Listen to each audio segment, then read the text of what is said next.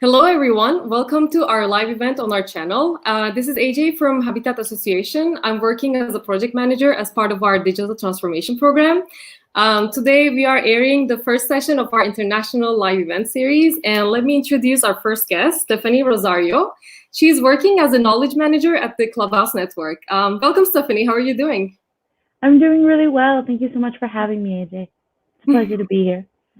Yeah, I'm really excited to actually host this event and actually organize it on behalf of our association. So you're based in Boston. How are things going on in there? Yeah, things have been going, really well. For the most part, the city is still closed. There's no restaurants, no bars, no parks, mandatory masks out. It's in the United States, there's 50 different states, so it's 50 different ways to reopen. But here in Massachusetts, we're still closed, and our clubhouse will be closed at least for the remainder of the school year. I see. How's everything over there with you? Well, we started kind of our getting back to normal plan. So we, some of the shops and the shopping malls have been reopened today. And some people with, well, most of the people, all people that are aged below 20 and above 65 had restrictions to go out. They were not allowed to leave their houses. And ever since, I think this week, we also have some of these restrictions removed so they can leave their house from time to time. So we started to go back to normal little by little. And by the beginning of June, the schools are planning to reopen. And we are also planning to go back to our office because we've been working from home for, I think, almost 2 months now. So yeah, we're starting slowly to go back to normal, and hopefully the schedule would go as planned. Yeah. Hopefully, we're looking towards the end of this for sure. Yeah. So I want to talk about, in general, what is the Clubhouse Network does, and how did you cope with this situation, with this pandemic in general? So I first want to ask you, so I've never seen a title as knowledge manager. What does a knowledge manager do?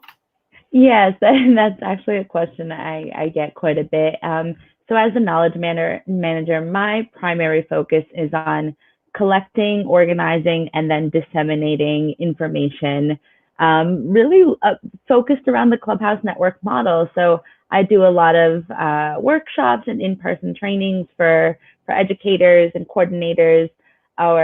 We used to run camps as well, like maker camps, and a lot of consulting work. So it's kind of collecting all of the resources in creative learning and really keeping up with new technologies and being able to share that with our greater network of not just coordinators, but externally as well.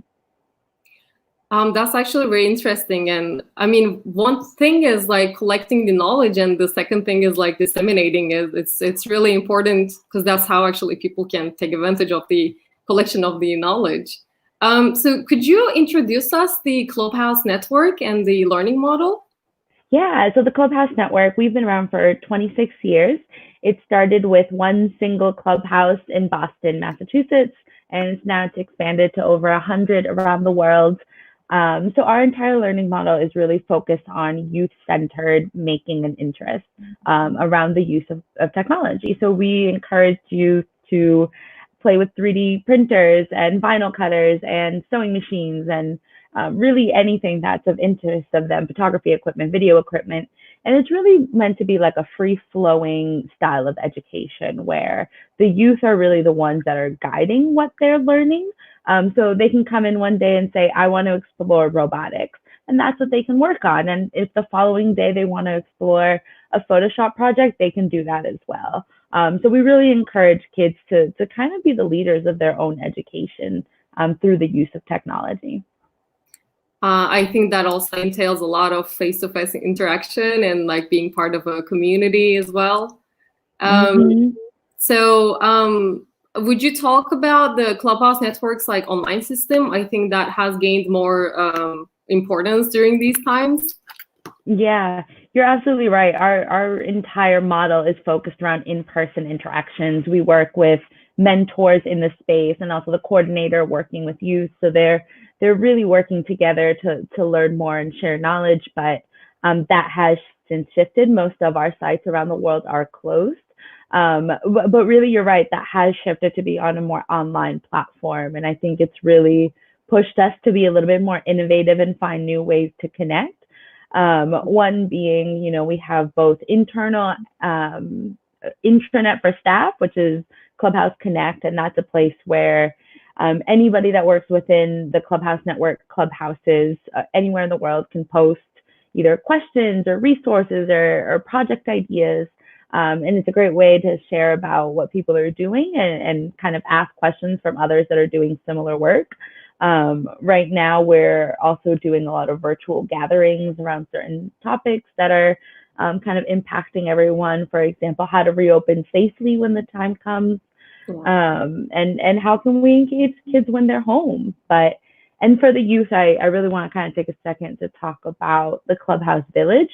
That is something that that's been in existence for some time now, but this year we started revamping it. So the Clubhouse Village is a closed social network for youth. So they can go in, they post their projects, they comment, and Clubhouse coordinators and staff are also in there as well to kind of help share resources, add members, moderate conversations. But it's a place where youth are able to connect to the global network. And yeah, it's really, really cool. Yeah, I've seen the older version of the Clubhouse Village, and I really liked how kids from all over the world that are members of the Clubhouse can just go ahead and share their projects, and this is available to like the other Clubhouse members. So it's like a really nice open source of like projects. So I'm really looking forward to the new version of the Clubhouse Village. I think just like most of the members. Yes, our developers and Chris Garrity, who's been working with some of the network staff on this, we're all really excited. There's going to be a mobile version. It's going to be a whole new design, and we're hoping to get it out as soon as possible. Yeah, we actually launched our Clubhouse network in Istanbul, but we unfortunately didn't have a chance to go in full operation. It was like right before the coronavirus outbreak. So it is one of the things that I'm really looking forward to. Like once things are starting to go back to normal, I can't wait to actually plan how to reach out to more kids and have our Clubhouse network in full operation. And I can't wait to see our members' projects on the Clubhouse Village as well. Yes, I agree.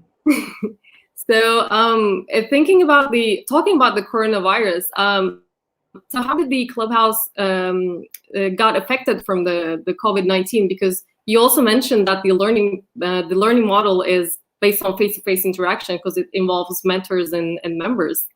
Mm-hmm.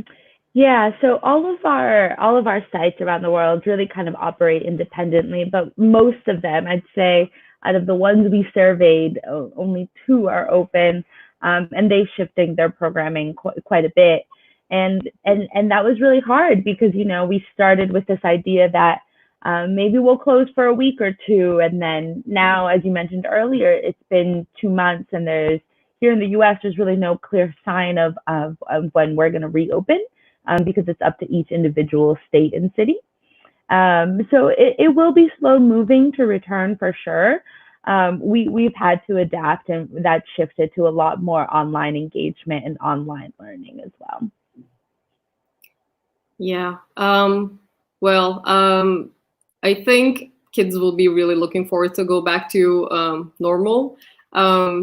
So for our case, we moved to our houses, like working from home 2 months ago. Mm-hmm. And our Habitats model is also a lot of face-to-face interaction. So we were doing like networking events and other kind of events like get-togethers, mm-hmm. field visits, and all of our training of trainers were conducted face-to-face, and also all of our trainings.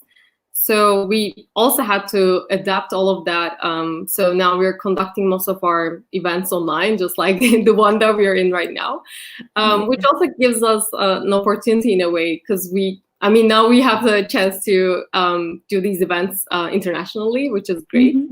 And we moved all of our trainings online, which is it's a new experience for us because we're so used to the face-to-face interaction.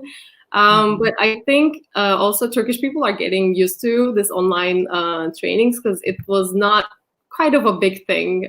So this was like a big change for us as well. Imagine.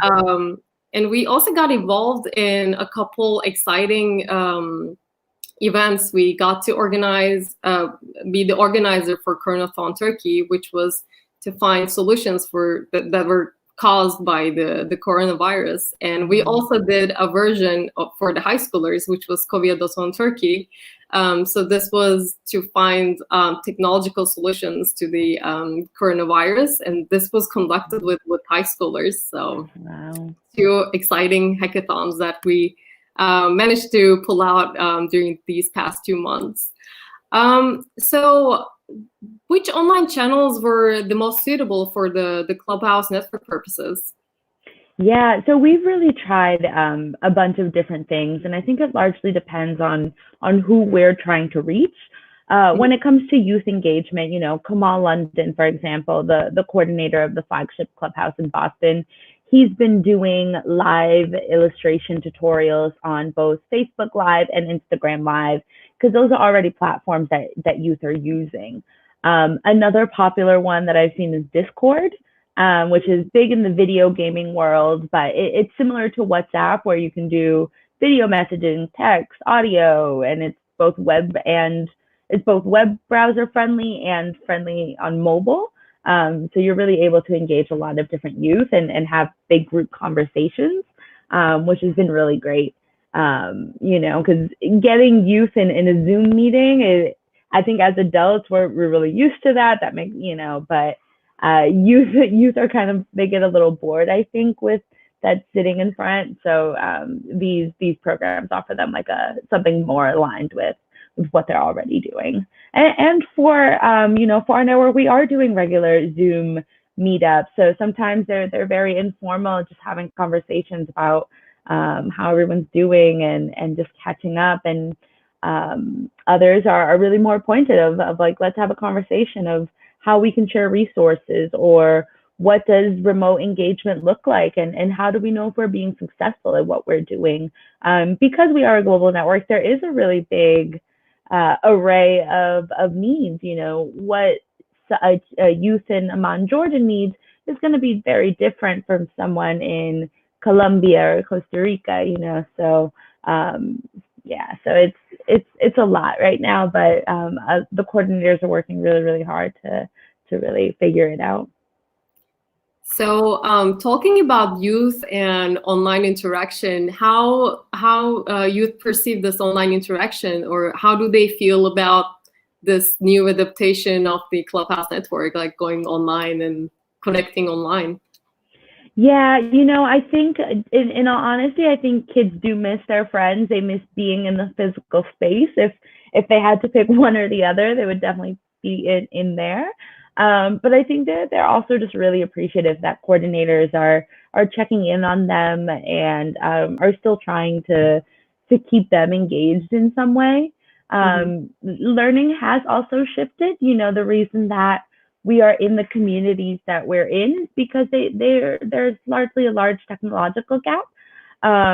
So a lot of the kids may not have access in their homes, and youth are, coordinators are really working with them to kind of fill those needs. And but yeah, it's been really great to see what the youth are even coming up with. A lot of them are saying, let's do live talent shows, or let's stream some open mic nights and things like that. And a lot of the ideas are coming from them, which has been really encouraging.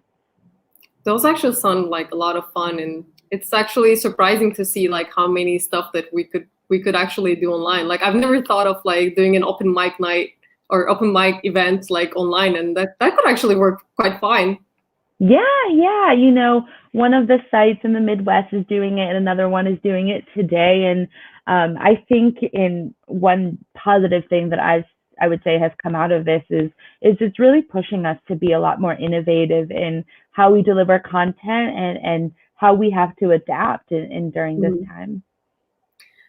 So the Clubhouse Network is usually working with the underserved youth, and I'm really wondering, how do you lure the underserved youth to the clubhouses via online channels? Yeah, a lot of these, they're youth, they've been members in our space before. So one thing that really helps is just having those relationships ahead of time. I'd say it's much easier to connect with youth that are familiar with you, that are comfortable with you, than it is to kind of recruit new members at this time. That being said, it's also really important to just kind of like ask and listen to what they want to do and say. There was a coordinator who once said he planned this great workshop, but the youth weren't interested in it. So they decided that they were interested in something else, and kind of being able to pivot and change avenues when that comes up has been, I think, what's most successful. We're also finding that kids are bored a lot of the time at home, so they want something to do, and they want something that's going to take up a little bit of time, and finding a way to connect with friends as well. So you are the knowledge manager of the Clubhouse Network, and I'm pretty sure you would have probably the best answer to my next question. So what are the best practices of the Clubhouse around the world? Yeah, so every Clubhouse is really focused under that same learning model of being creative with technology. You're using it's multidisciplinary approach. It's more about making than consuming and things like that, which is what really drives us. We're a network of makers, and that's what I love to hear. And I'm trying to think of what best way to embody it. And I feel like what really resonates with people is being in this space, seeing youth that may usually be disengaged in school, working intently on a project, because for the first time they're being asked, what is an interest of yours, or what do you want to do? And through that, they become a lot more autonomous in their choices and in their decision making. So the Clubhouse really focuses on the youth from the disadvantaged areas. And one thing that really came on us as a really important issue, and that would be the technological gap. Because maybe before, kids would just use the technology available at their schools, or available at the Clubhouse, or some other clubs that they might be members of. But at this time, since we are now all in our houses under quarantine, this actually became a bigger issue, because most of them might not even have laptops or internet available at their houses. And so I wonder how the Clubhouse managed with the situation. How did you cope with this? Yeah, absolutely. And I think that you make some really great points. The reason that they're coming to this space is because they don't have access to it. And a lot of clubhouses have had to get really creative in how they're kind of meeting that need. Some has gone as far as loaning out their own equipment. Others are partnering with local school districts and towns and city governments to deliver Chromebooks or hotspots or things like that. Like I said, because we are in so many different towns and cities, the way that local government has handled it has varied from site to site. Some areas have been very proactive, where the local internet provider is providing free or discounted service, or the city is, or the school is, and those clubhouses have been able to provide through those avenues. And other companies like the Adobe Creative Suite, they opened up their creative licenses for free use for students and things like that. So they've been really kind of sharing that out, which has been great, but it's definitely become something where coordinators have adapted. I've heard people doing STEM kits and like workshops, so they'll do a virtual workshop, but they'll mail things ahead of time, or building some other kind of platform. But right now you'll see a lot of clubhouses are kind of partnering with what we would have seen as unconventional partnerships in the past to really find ways to help kind of bridge that gap a little bit. Yeah, I think this is like a great time to form partnerships that we never thought that they would happen, or they might not even like coincide with what we're trying to do. So I'm actually happy to hear that some of the clubhouses were actually taking advantage of this time and connecting with like other kind of partnerships. So you mentioned that the learning model, that the Clubhouse model is really dependent on face-to-face interaction because we have mentors and members involved in a community place. So the COVID-19 brought a lot of difference to our lives, and it really it has shaken us, like shaken our models. It really forced us to change the way that we work or the way that we organize our tasks in general. So do you think that the learning model will be altered based on your experience from the COVID-19? Yeah, you know, in all honesty, I think a lot of the way that we'll be living is going to be altered quite a bit. I think it's really like we just spoke of, I think it's really emphasized the importance of technology and internet access at home. And I hope that that's something that, you know, can help really kind of build legislation and help build better connection and provide resources to those communities. But even beyond that, you know, I'm finding that we're really just finding new ways to meet the needs of our community. The Clubhouse learning model does focus on technology, and on a surface level, there's 3D printers and video equipment and VR, and all of those things are really great, and they are vehicles to creativity. But the creativity is really in the youth. Our entire learning model is really focused on 4 guiding principles, and that is learning by design, being actively engaged, designing and creating and inventing, and not just consuming information, following your own interests, building community, and fostering respect and trust. And I think all of those things can happen with or without technology. And we're just seeing that happening on virtual settings, you know. One thing that I forgot to mention earlier is I've seen some clubhouses really start to shift their model a little bit, you know, so they're going back and they're thinking, okay, well, we can help provide the internet and all of that stuff, but we can also help provide groceries, or we can also help provide some other resources like that. Some clubhouses have offered, you know, hours for the youth of frontline workers, healthcare workers, and they're really just finding new ways to support their community as a whole and really kind of foster that. And I think that with time, we will reopen, and you know, there have been conversations of what does reopening look like? Does it look like less members in the space? Does it look like wearing masks? It probably looks like very frequent disinfecting and cleaning and all of that.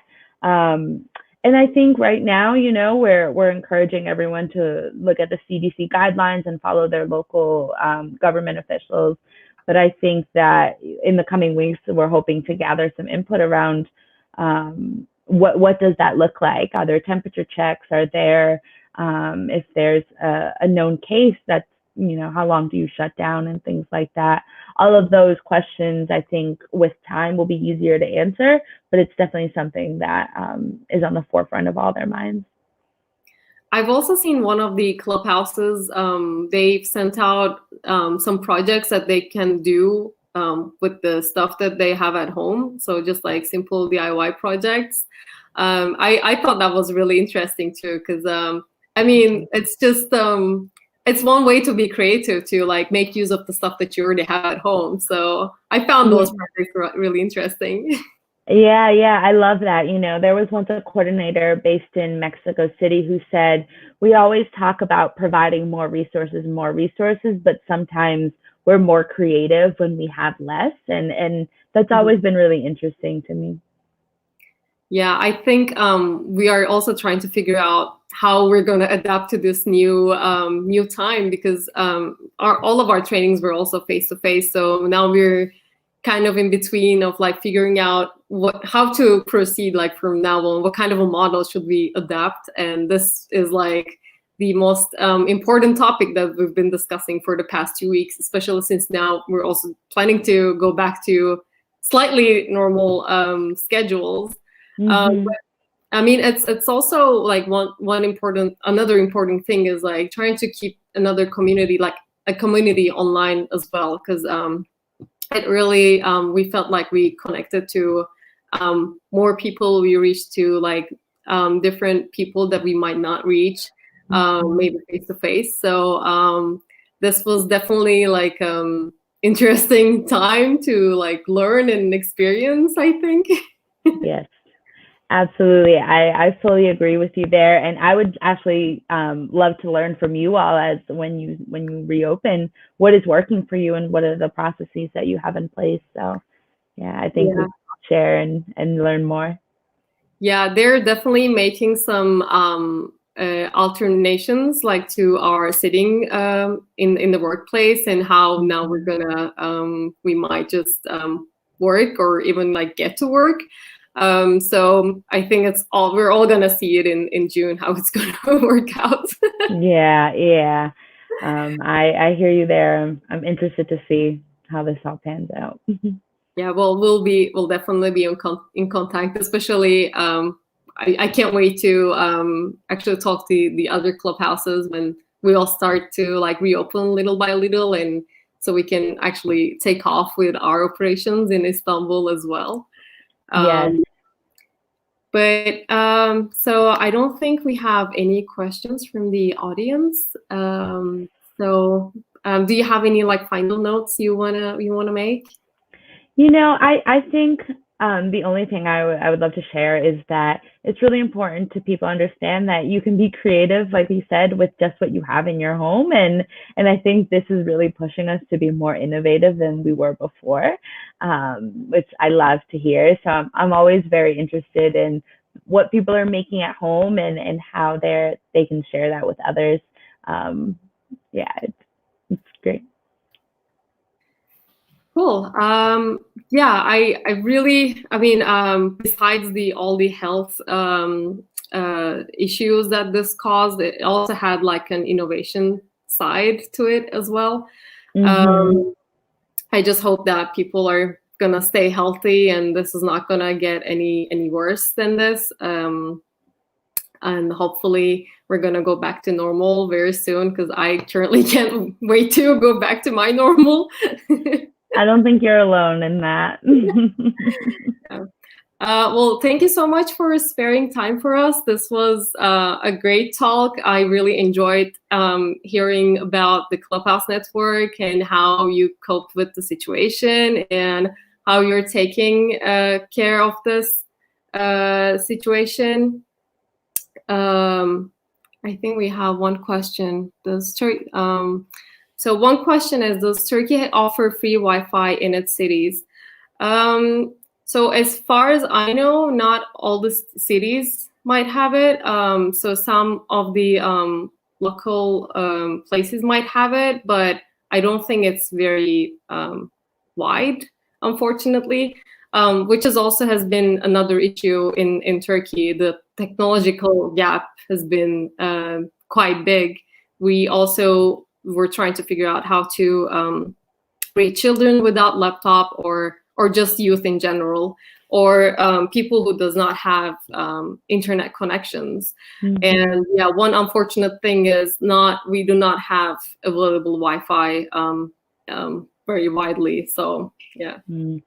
If anybody listening has a solution or the ability to solve this problem, please contact us.